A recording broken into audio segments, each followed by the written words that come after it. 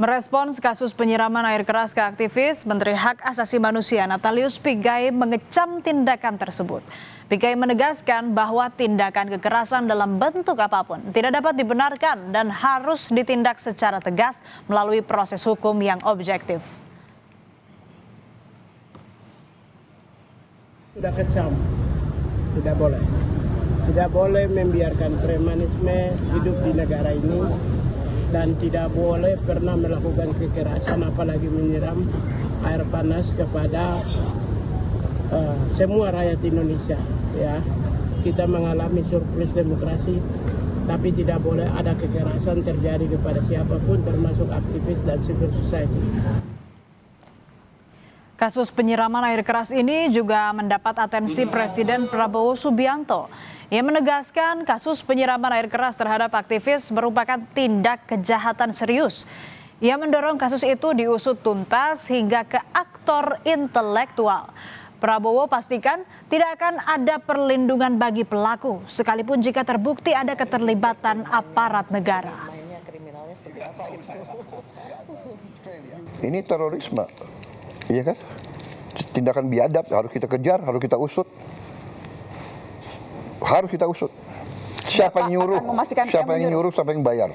Ya jelas dong.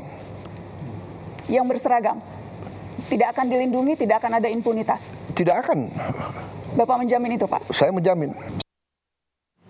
Meski TNI dan Polri tengah mengusut kasus penyiraman air keras ini, Koalisi Masyarakat Sipil mendesak agar pemerintah segera membentuk tim gabungan pencari fakta ataupun tim pencari fakta TGPF. Koalisi Masyarakat Sipil juga mendesak agar kasus penyiraman air keras terhadap Andre Yunus dituntaskan melalui sistem peradilan umum bukan militer, demi menjamin transparansi dan akuntabilitas proses hukum hingga terungkap siapa aktor intelektual atau dalang dalam kasus ini.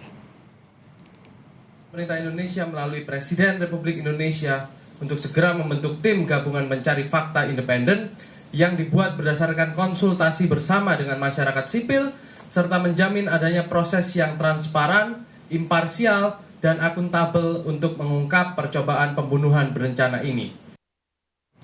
Pengusutan kasus penyiraman air keras terhadap aktivis Kontras Andre Yunus tengah bergulir. Baik polisi maupun TNI berjanji akan mengungkap kasus secara adil dan transparan. Sudah hampir 2 pekan, tapi belum ada kelanjutan signifikan soal pengungkapan kasus. Publik tentu menunggu dalang dari teror penyiraman air keras diungkap, karena kasus ini dianggap sebagai upaya melemahkan demokrasi. Mampukah polisi dan TNI mengungkapnya? Kita tunggu dan awasi bersama.